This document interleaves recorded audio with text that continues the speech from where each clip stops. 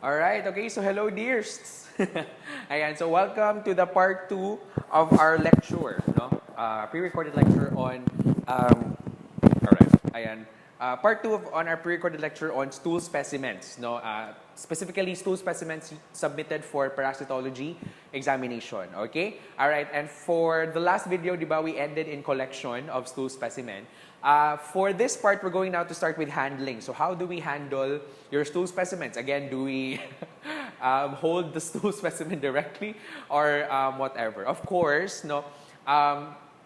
We follow universal precautions or standard precautions when we process stool specimens, guys. No, regardless of any specimen, di ba, sa laboratory, whatever you receive, whatever kind of specimen you receive, you always have to process it following standard precautions. So with your PPE and to treat all specimens as if they are potentially infectious. All right? Okay, ayan. So the stool samples are of no exceptions. Still the same. We need to wear our gloves, PPE, and all that stuff. All right? Okay, now for handling, your specimen should be examined as soon as possible. So it's really best that we examine fresh stool specimens. All right?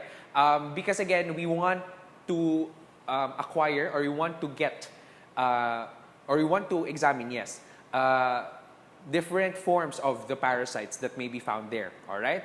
Okay. Ayan. So again, as soon as possible after arrival to the laboratory. And here, if liquid imung specimen or liquid stool specimen should be examined within how many minutes? 30 minutes. And semi-formed, when you say semi-formed, it's not too soft, it's not too hard. Okay? So medyo mushy or medyo, yeah, not too soft, not too hard ang consistency sa stool. Alright? So, we examine it dapat within 1 hour. And if formed ang stool, example like constipated or kanang tubol, no? Or like hard ang consistency or formed ang stool, it's not too hard, but it's not too soft then. Quite same sa semi-formed. But ang difference lang sa semi-formed, guys, is there's still parang liquid, okay? There are only little solid na mga stool. Gets lang? So, majority pa rin ng stool mo is liquid or diarrheic. Alright? I don't know if naka-experience mo na stool, but like stool na medyo wet or medyo liquid, pero naadya po yung solid forms. Inana. So, muna siya ang semi-formed. Whereas ang formed are the normal stool lang natin na katudyong sausage shape, mga ganun. Okay, I don't want to describe that. But again, you will be introduced to the different descriptions of consistency sa stool in our another lecture on gross or macroscopic exam of stool. All right? But for formed stool, since again, they are not likely to contain trophozoites, then it can be examined within 24 hours following collection. So, kabantay mo na, we are really looking for trophozoites. Because your trophozoites, guys, no? Kani siya, trophozoites, okay? Trophozoites are very sensitive, okay? They are very sensitive and they disintegrate rapidly, okay? So, rapidly, they disintegrate. So, meaning, mawala sila dayon, alright? If your examination will be put on hold or you will delay your examination. So your trophozoites may not be seen already in your specimen. So it's very much important, okay, that if you have liquid or semi-formed specimens, you really examine that as soon as possible. All right? And within 30 minutes for liquid, semi-formed for 1 hour, and formed for 24 hours. All right? Why? Because again, for liquid stool specimens, we are looking for protozoan trophozoites. All right? For formed, you are looking for cysts. Okay? And lastly, for any consistency, may it be liquid or semi-formed form, you can retrieve or you can see helminth eggs and larvae. All right. Okay. And if a number of specimens, example in the laboratory, no, and that's really typical, it's really usual to encounter, that you will receive a lot of specimens. So example, you will be assigned in clinical microscopy, all right, in the laboratory. Okay. All right. So in the laboratory, routine laboratory, may it be freestanding or hospital, your parasitology is partnered with this section, clinical microscopy / parasitology. Okay? Because they are partnered in one section because they use the microscope. So for clinical microscopy, this is your subject in third year. you will examine here mga urine. So urinalysis, no? Semen analysis, yes. And of course, partner with parasitology, fecalysis. So you test for feces, all right? Fecalysis also, guys, when you say fecalysis, the analysis of feces, okay? Fecalysis, okay. All right, so yeah, in the laboratory, clinical microscopy / parasitology. All right, okay. Now again, back to the scenario or situation. If you receive a lot of specimens, stool specimens in this section in the laboratory, then you always have to prioritize the liquid or the watery stool specimens, especially if they contain mucus or blood, all right? Because that's a sign that the patient or that the specimen has trophozoites of protozoa, all right? So you may be asking, sir, so what are trophozoites? Sige. So do not be worried. Okay, I will explain. All right. So here's an example. This is the Entamoeba histolytica, letter E. Again, Entamoeba histolytica cyst. And you have the Entamoeba histolytica trophozoite. Now, what is the difference between a cyst and a trophozoite? Okay. These two stages, guys, are only seen under protozoan parasites. Okay? Ayan. They can be seen only under protozoan parasites. Okay? You cannot see a cyst on the, or you cannot see a trophozoite on helminths like nematodes, like mga worms ninyo, walay trophozoite. Okay? Wala po'y cyst anak nila. Okay? They don't have cyst. The cyst and trophozoite stages can only be seen under protozoa. So may it be amoeba, may it be flagellate, may it be ciliate, okay? May it be the sporozoans, all right? But the sporozoans, they don't have cyst, but they can have the trophozoites. But anyway, my main point is the cyst and trophozoite stages are only seen under the protozoa group of parasites, okay? You cannot see that in helminths. Please, okay? So, if naay mo answer ninyo na Ascaris lumbricoides cyst, my gosh, okay, that's wrong, okay? Again, as mentioned, I am emphasizing, cyst and trophozoite stages can only be seen under the protozoa type of parasites, okay? All right, so it's really important to know what are the protozoan parasites, what are the helminth parasites, so that you will also know the stages of their development in a way. Now for the cyst, as you can see, the cyst is the non-feeding stage, okay? Non-feeding stage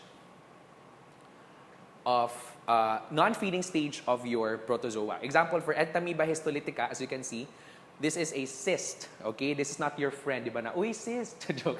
Okay, all right, non-feeding stage. And aside from that, it is resistant to harsh environment. Ayan. So, that is why harsh environment. Okay. Resistant to harsh environment. Okay, so that is why this outer wall of the cyst is really rigid or sturdy. No, it can resist harsh environment. Because again, this is the stage of the protozoa. Example, Entamoeba histolytica, in where it replicates, no, it matures in a way and then magparami or magpalakas siya in this stage, okay? But it's the non-feeding stage. And generally, this is the infective stage. Okay, infective. Okay, infective stage of an amoeba example or a protozoa. So what do you mean by infective stage? This is the stage na makukuha, okay? This is the stage that the host gets, all right? And once the host acquires this stage, this then establishes an infection, okay? All right, that's the point of the infective stage, okay? Now, what is a trophozoite? So, the trophozoite is, of course, the opposite. This is the feeding stage. So, as you can see, diba? This is, as you can see, it's now movable, diba? As you can see, this is moving, okay? So, it's quite different from the cyst compared to the trophozoite. The trophozoite, again, is motile, okay? It can move, all right? Because again, it's the feeding stage. So if you're the feeding stage, it's only fitting or it's only understandable that you need to move. Because how will you acquire food if dili ka muliho, diba? All right, okay, ayan.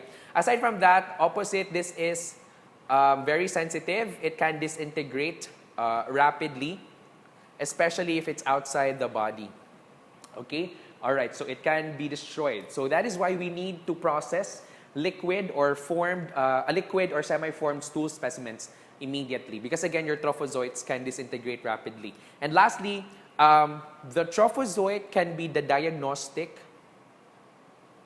or it could also be the infective stage. It depends on the protozoa. Because there are some protozoans that their infective stage is a trophozoite. Okay? But actually, the cyst can also be a diagnostic. Okay? Alright. But generally, for all protozoan, most of your protozoan parasites, their infective stage is the cyst. Okay? There are some trophozoites, only a little, that, there are some trophozoites rather, sorry, there are some protozoan parasites, only a little, no, only some, a few, that their infective stage is the trophozoite. So I'll just put here a few. Okay? Okay. All right? Okay, so I hope that's clear.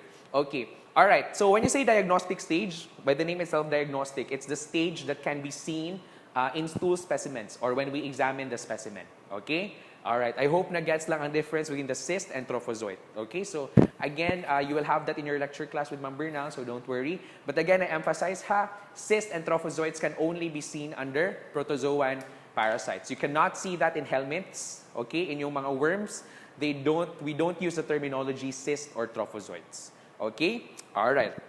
Ayan. Okay, so I hope that's clear. And here's an example again of, in our example, Entamoeba histolytica. As mentioned, it's the only pathogenic, okay? Meaning it's the only amoeba that can cause infection. All right. Okay, ayan. So, okay, sige. All right, so I hope that's clear, all right, between the difference between the cyst and the trophozoite. So, I hope, in a way, you understand why the trophozoites can be found in liquid or semi-formed specimens. Why? Because again, the environment, no, sa stool is liquid or semi-formed. So meaning there's still a lot of water, there's still a lot of fluid for them to move. Nagets? But if formed already, if formed already ang stools, as you can see, it's much more compact, it's much more solid. So there's no liquid anymore, right? So the trophozoites, of course, they don't have any more, time to swim, diba? So that's why you cannot see any more trophozoites in the formed consistency of stools. All right? Okay, I hope that's clear. I hope you get it. All right, ayan. And of course, mucus or blood, because especially if the patient, if your specimen, the stool specimen, you can see mucus or mga sipon-sipon or blood. You must get a specimen from there to be examined because you can see trophozoites there. It's highly possible that you can see a lot of trophozoites there. Because amoebiasis, example, one of its characteristics or one of its symptoms is bloody. The stool may contain blood. Because again, your Entamoeba histolytica trough, okay, it ingests RBCs. Kumakain siya ng red blood cells, okay? And it can cause bleeding in a way din sa inyong intestines, okay? All right, so that's why it can cause bloody stools, or there is blood in your stool. And of course, mucus also, because of inflammatory responses by the body against the amoeba or protozoan parasite. Okay? All right, I hope that's clear. All right, okay. Now we go now to, again, blood and mucus. Again, it can yield the presence of trophozoites, as mentioned. And by gross examination, tapeworm, proglottids, and adult nematodes may be found in the stool sample. So when I say gross, pag open pa lang nimo sa sample, you can see already there. So you can see adult worms, okay, adult nematodes like worms, Jude, and I've experienced that when we got specimens sa Look usually. If under normal circumstances, face-to-face classes, usually the go-to place to get stool samples for parasitology is Look. Because usually the children there are really heavily infected with parasites, intestinal parasites, usually Ascaris. Okay, so yeah, so there was this one time that we had a specimen that when we opened it, a friend of mine rather, from another block, they had a specimen wherein in the stool sample, there was a worm, like a big worm, and that is Ascaris adult. The adult form of Ascaris. Okay, so that's very common. Okay, that's very common. All right, so in gross examination pa lang, you can see already these, no? Pwedeng adult nematodes, adult worms, or tapeworm proglottids. Now, what do you mean by proglottids? Now, let's say, again, di ba, in a way drawn. I drew already the body of a tapeworm. It's like that, no? Ayan. Sorry, medyo malaki. But it's inana. So mara siyang tape. That's why it's called a tape. Each of this is known as a proglottid. Alright? So each of this square in a way, that is known as a proglottid. Alright? Okay, ayan. And what it does is, example, this is the head of the tapeworm. That's the scolex. Okay? What it does is, the tapeworm then apolysis. Apolysis, when you say apolysis, magbulag. Alright? Or the head and the proglottids break apart. Okay? They break apart. Alright? And so that means these proglottids now then can be seen on the stool sample. Alright? So again, proglottids usually seen on tapeworm. And another one, recovery of the tapeworm's scolex. Okay, when you say scolex, again, the head of the tapeworm, it indicates success of therapy. Alright? Or treatment. Please take note, this is a board exam question. Recall ulit. So nilagay ko na. The question was, recovery of blank indicates success of treatment for tapeworm infection. I think that's the question. So the recovery of scolex or the head. Of course, it's much understandable, or like it's really you know, it's not that much of easy, it's not that hard to understand, because again, the scolex, the head, is the source of the proglottids. Okay, so if you are undergoing treatment for tapeworm, no, for tapeworm infections, it's best that you can already see the head or the scolex of the tapeworm on the stool sample, because it means that the drug against the tapeworm is working well. All right, because again, it had the chance, or it eliminated the tapeworm from your intestine, because even the head of the tapeworm was removed. Okay, and because the head of the tapeworm is not there anymore in your intestine, so it means that it cannot produce these proglottids. So it cannot elongate, okay, and become, and you know, have sexual reproduction and produce more eggs of tapeworms. Okay, so that's the point of recovery of the tapeworm scolex. All right. Okay, so here's an example of a picture. So this is the consistency of stool, and this is the chance to, parang the chance, no, the number of chances that you can retrieve these types of cysts or trophozoites. So from form, of course, you can, it's much more higher chance to retrieve cysts from form. Then soft, loose, and of course, last is watery. Because again, cysts do not like watery environment. I hope you get it. No, because cysts, they much like to live in like a solid environment, so form. Whereas for troughs, that's a difference. They love the watery or loose na environment because they like to swim, di ba? And then, until the form, of course, wala na. Because again, little na. Okay? Alright, ayan. And this is an example of proglottids on stool. The white ones, those are tapeworm proglottids. Again, the body, individual body parts of the tapeworm. And lastly, you have, this is an example of Ascaris lumbricoides. So as you can see, it's a worm. But this is not from a stool sample. This is like, parang, you know, as a part of the intestine. Okay, this is severe ascariasis. So it can cause intestinal obstruction because of too much worms. Okay, all right. And lastly, this is an example of a tapeworm scolex under the microscope. No, so again, that's the head of a tapeworm. All right. So again, when you recover this on your stool sample, it means that your treatment against tapeworm is successful. All right. Okay. All right. Now that's for handling. Now we go now to preservation. So in cases that your stool samples cannot be processed immediately, example, in the laboratory, you are busy, you're processing a lot of samples right now, no, or at the moment, so you can put preservation, okay, or you can put it in preservatives. All right? Okay, but again, do not forget that the best specimen, the best specimen for parasitology examination is, of course, the freshly collected stool sample, which is dapat immediately submitted to the laboratory. But again, if there are delays in examination, you cannot process it immediately, then you put the proper preservatives. Okay? All right. And fixatives, usually preservatives are fixatives. When I say fixatives, these are substances that are added to preserve the morphology of protozoa or prevent the further development of certain helminth eggs and larvae. Because if, example, for helminth eggs and larvae, if we do not put fixatives, okay, it will develop further. Now, there are some nematodes that their eggs are what we use for diagnosis, okay? Because when they become adults or when they become larvae, no, they become much difficult to identify or diagnose, all right? Okay, and especially for protozoa, morphology. We want to preserve the morphology or their characteristics because, again, they can aid in the identification, all right? And those are substances known as fixatives. By the name itself, it fixes, fixatives. So fixes in a way or preserves or stops the deterioration of the parasite, okay? You'll encounter this term again, fixatives, in your bacteriology, in your histotechnology, yes, when you process human tissues or mga tissues in the 3rd year, okay? All right, ayan.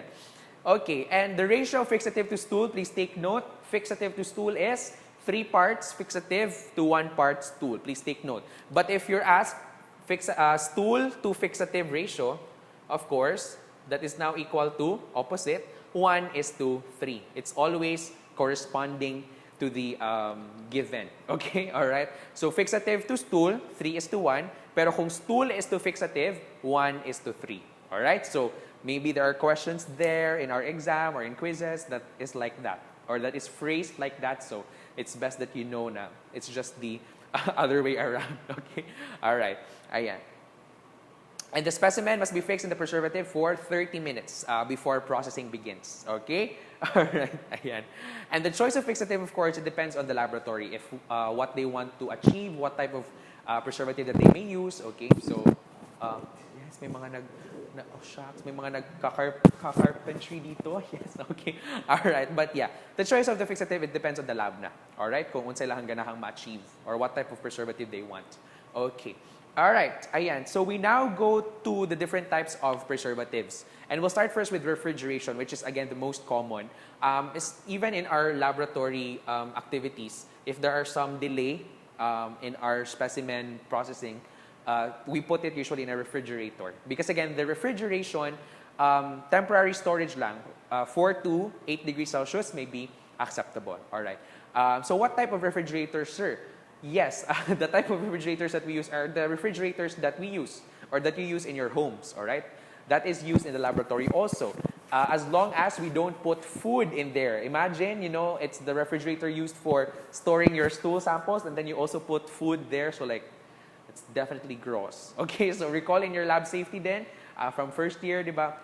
If we use refrigerators, we don't put food in there. Of course, that's really self-explanatory naman. Okay, all right. We don't want to contaminate ourselves with our specimens. Ew. Okay, then it's really disgusting. Okay, all right.